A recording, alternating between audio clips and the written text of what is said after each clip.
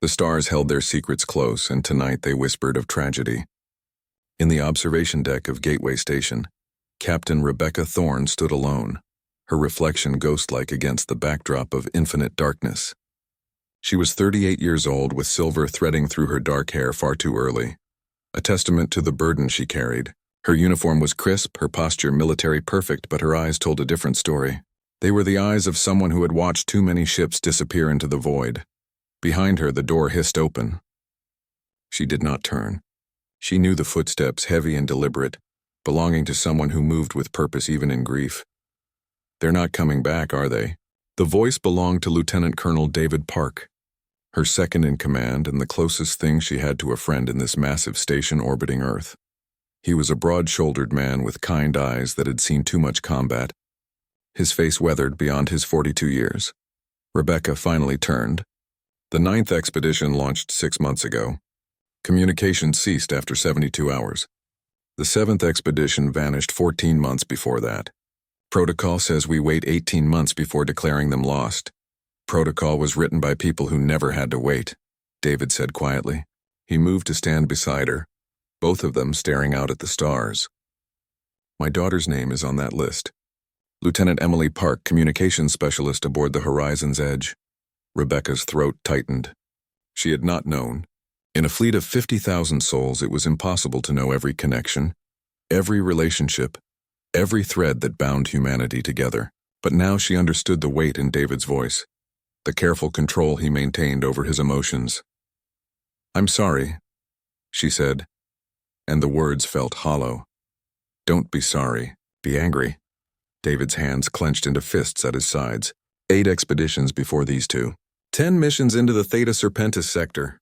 Over 90,000 people gone. Not killed in battle, not lost to some explainable phenomenon. Just gone, erased, as if they never existed. The Galactic Council had dismissed Earth's concerns for the last time 3 days ago. Ambassador Elena Voss had returned from the council chambers with fury in her eyes and defeat in her shoulders. The message was clear. Humanity was on its own. Too young, too small, too insignificant to warrant the attention of species who had been exploring the galaxy for millennia. Rebecca pulled up a holographic display with a gesture. The Theta Serpentis sector materialized before them, a region of space that looked utterly ordinary. 12 star systems, none particularly remarkable. No black holes, no unstable phenomena. Nothing that should make ships disappear without a trace. "We mapped every cubic meter of that space," Rebecca said. "Sent probes, drones, automated survey vessels, nothing. Not a hint of danger. Then we send manned ships and they vanish the moment they cross into the sector proper." "What do you think is out there?" David asked. Rebecca was quiet for a long moment. When she spoke, her voice was barely above a whisper. "Something that does not want to be found. Something that has been waiting." The door opened again, this time admitting 3 people. Dr. Henry Okoye led the group, a Nigerian astrophysicist whose brilliant mind had helped humanity reach for the stars. Behind him came Commander Jessica Reeves, head of military intelligence, her sharp features set in their usual expression of controlled intensity. The last was someone Rebecca had not expected, Senator Thomas Wu, civilian oversight for the Deep Space Exploration Program. "Captain Thorne," Senator Wu said, dispensing with pleasantries, "we need to talk about the 10th expedition." Rebecca felt her stomach drop. "Sir, with respect, we cannot afford to lose more people. Not until we understand what's happening out there." "We cannot afford not to go," Senator Wu countered.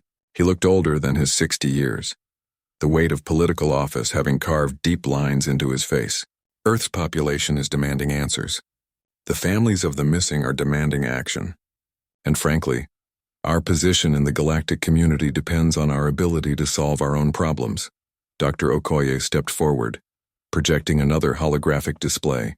"We have been analyzing the limited data we received before the 9th and 7th expeditions went silent.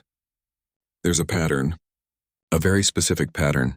The display showed signal degradation, but not random static. It was structured, repeating in waves that seemed almost musical. This is not natural," Dr. Okoye continued. "This is a communication attempt. Something in that sector is trying to reach out or perhaps warning us away. We cannot know which without going there ourselves." Commander Reeves spoke for the first time, her voice crisp and military precise. I have been authorized to assemble the 10th expedition, not a scientific survey this time, a full military reconnaissance force, 300 vessels, 80,000 personnel, the largest fleet humanity has ever assembled.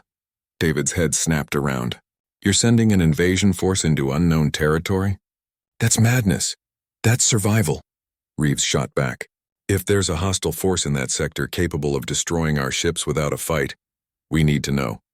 If there's a spatial phenomenon our sensors cannot detect, we need to document it. Either way, we go in strength or we don't go at all. Rebecca felt the familiar weight of command settling onto her shoulders. She knew what was coming before Senator Wu said the words. Captain Thorne, you will lead the 10th expedition. You have more deep space experience than any other officer in the fleet. You know the sector better than anyone. And you have the respect of the crews who will follow you into the unknown. She wanted to refuse. Every instinct screamed at her to turn down this assignment, to let someone else sail into whatever darkness waited in the Theta Serpentis sector. But she looked at David, thought of his daughter Emily, thought of the 90,000 souls who had vanished, and she knew there was only one answer she could give. When do we launch? Rebecca asked. 72 hours, Commander Reeves said. The fleet is already assembling.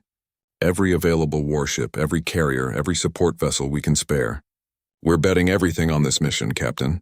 Earth's credibility, our future in the galactic community, and the lives of 80,000 volunteers who believe we can succeed where others failed.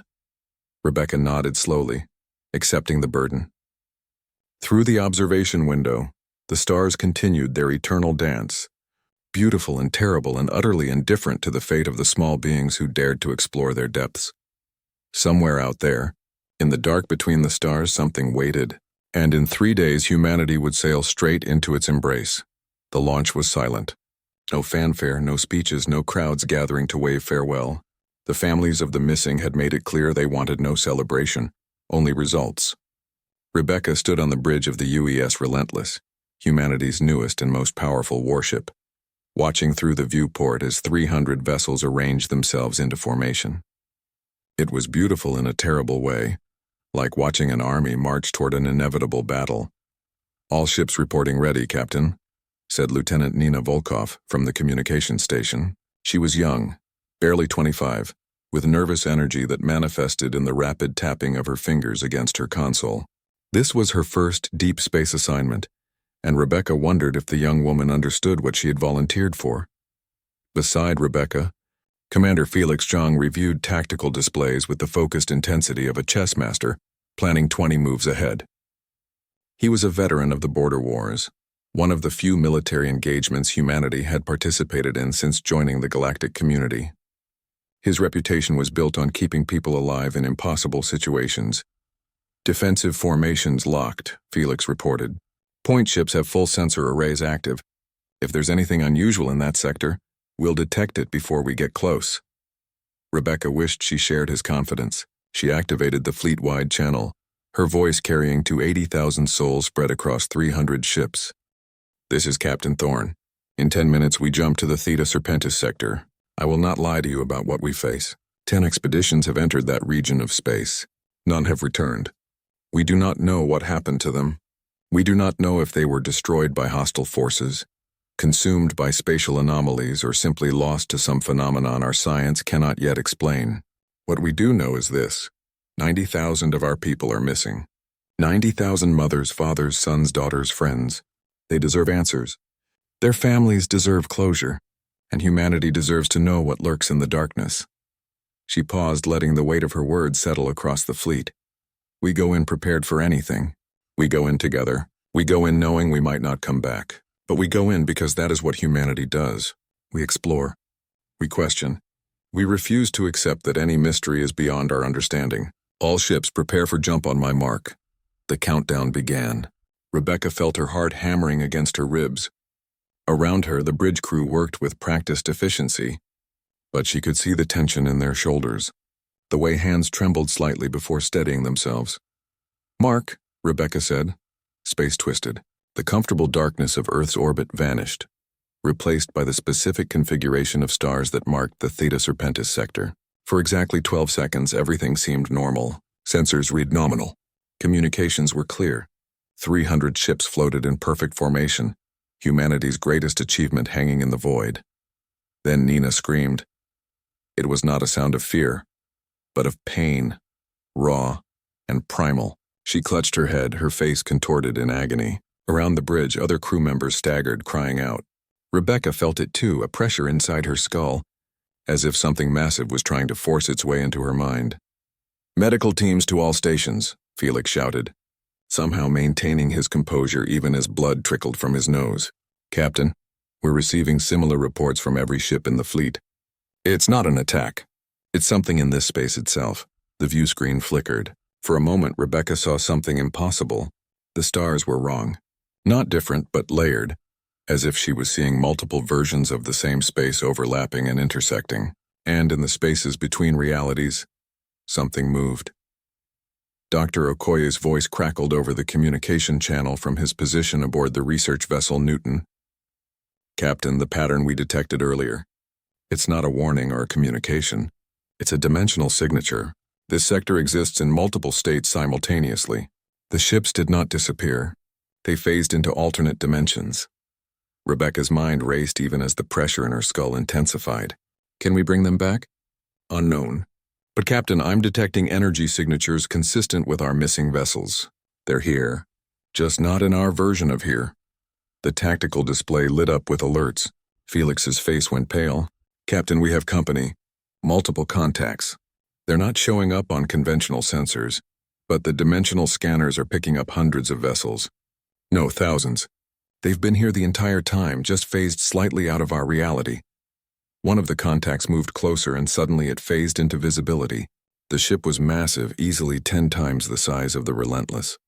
Its hull was not metal but something organic, pulsing with bioluminescent light. And it was alive. Rebecca could feel its consciousness pressing against her mind, ancient and vast and utterly alien. Incoming transmission!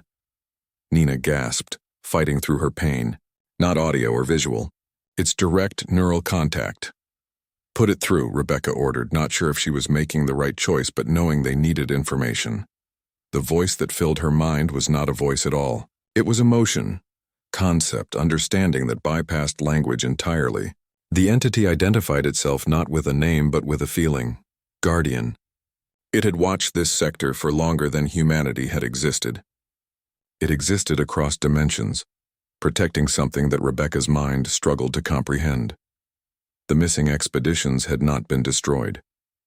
They had been quarantined.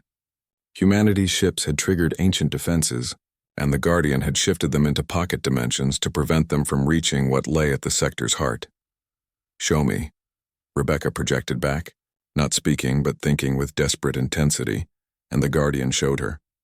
At the center of the Theta Serpentis sector, hidden in a fold of space that existed between dimensions, was a structure, not a space station, not a ship, but something that predated the current iteration of the universe itself. It was a remnant from before the Big Bang, a seed from the universe that existed before this one, and it was waking up.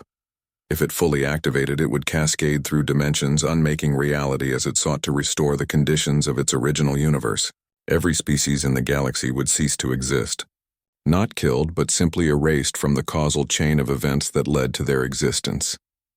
The Guardian had protected this sector for billions of years, isolating any species that came too close. But humanity's 10th expedition was different. 300 ships, 80,000 minds, all connected through their communication network, created a psychic pressure the Guardian had never encountered. It could not simply phase them away without risking damage to the dimensional barriers holding the ancient structure dormant. Rebecca understood in that moment the impossible choice before her. She could order a retreat, leave the sector, and doom the 90,000 souls already trapped in pocket dimensions. The Guardian would eventually release them, but not for decades, perhaps centuries, as it slowly processed each consciousness to ensure they carried no dimensional contamination, or she could do something insane. Dr. Okoye, Rebecca said aloud, her voice steady despite the cosmic horror she had just witnessed. If we generated a controlled dimensional collapse, could we seal the ancient structure permanently? The silence that followed was deafening. Then the scientist's voice came back, filled with horrified understanding. Yes, if we overloaded our jump drive simultaneously across all 300 ships while phased into the dimensional barrier. It would create a cascade that would crystallize this entire sector across all dimensional states. Nothing would ever be able to phase in or out again. The structure would be permanently isolated. And our ships? Rebecca asked, though she already knew the answer. Would be caught in the crystallization. We would become part of the barrier itself. Frozen outside normal time, our consciousness suspended in a quantum state maintaining the seal. Forever. The bridge was silent. Rebecca looked at her crew, saw understanding dawning on their faces. She opened the fleet-wide channel. I need to tell you all something. Rebecca's hands trembled as she finished explaining what they faced. 80,000 people, spread across 300 ships, now understood the choice before them. Return home and abandon 90,000 souls to imprisonment in pocket dimensions, while an ancient horror slowly awakened, or sacrifice themselves to seal away a threat that could erase all of existence. The communication channels erupted, not with panic as Rebecca had feared, but with voices. So many voices.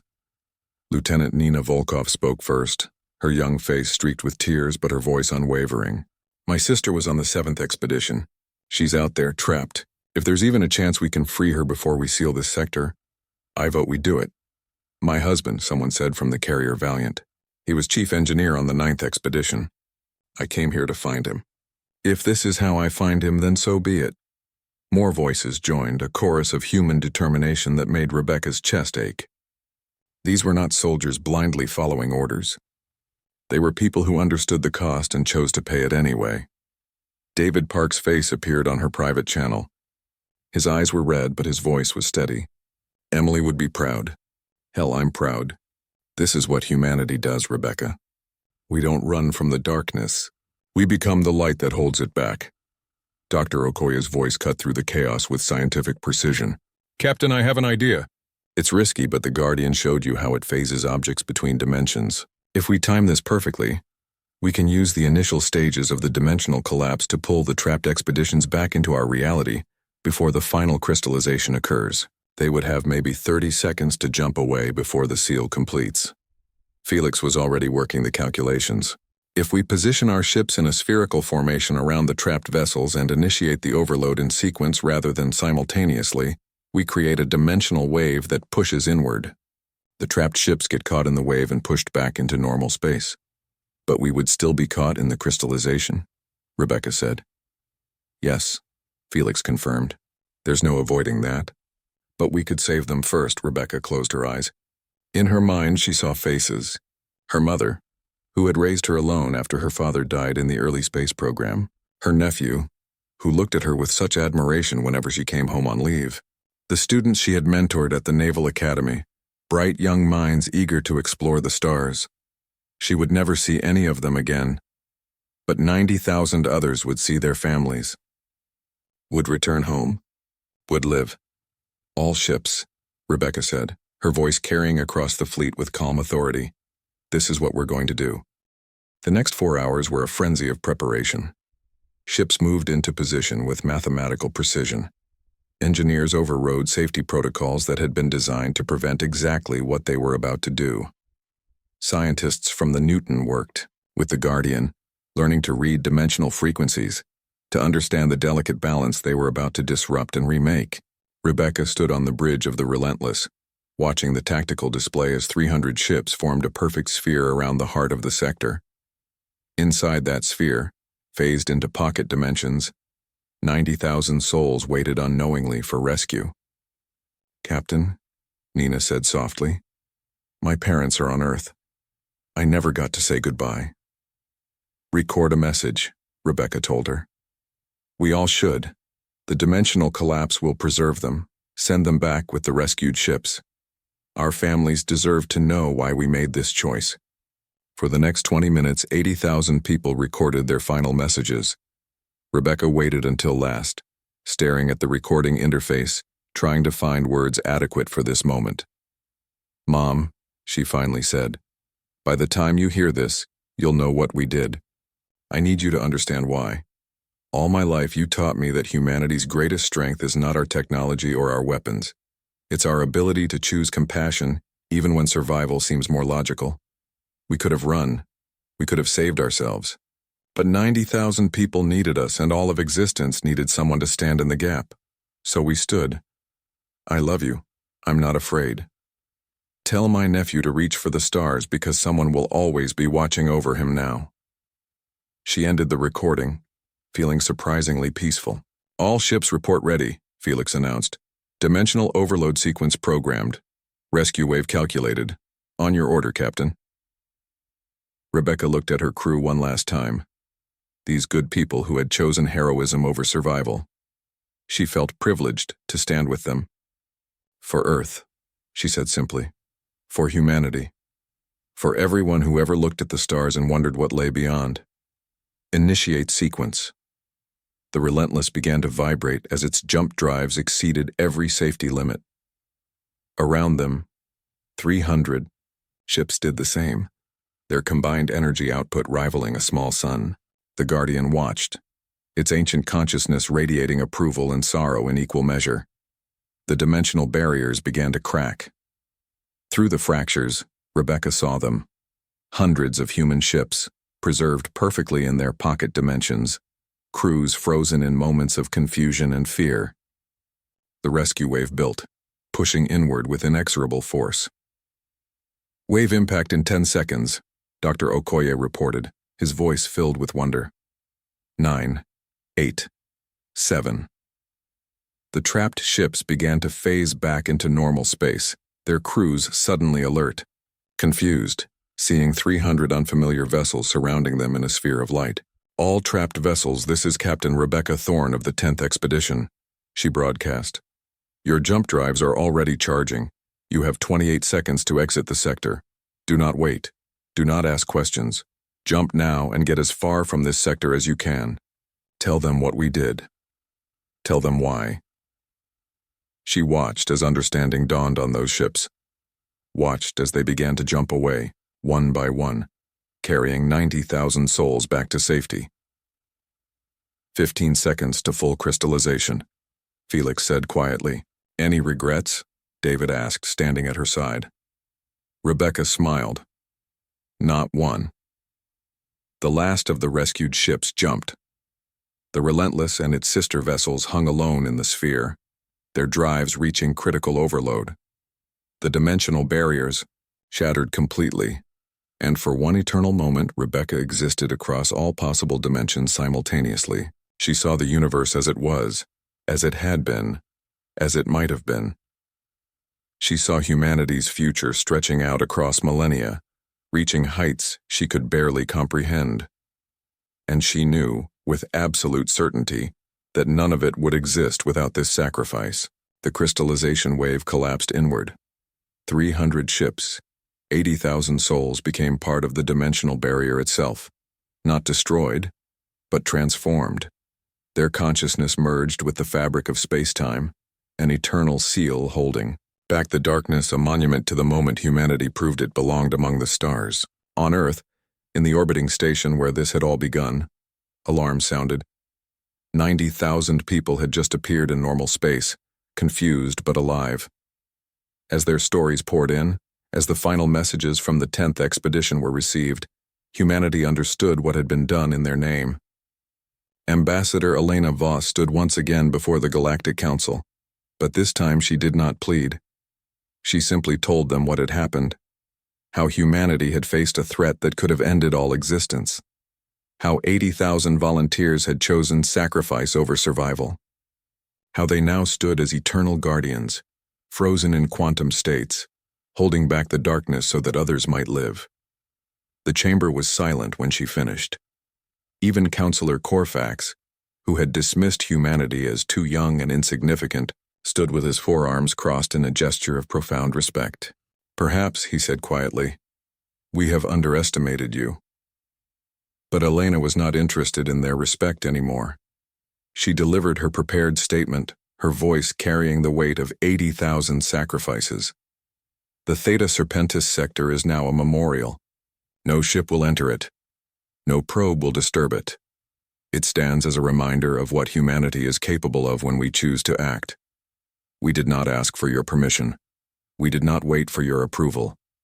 We saw what needed to be done, and we did it. Remember this the next time you think humanity too young, too small, too insignificant to be taken seriously. She left the chamber to thunderous silence.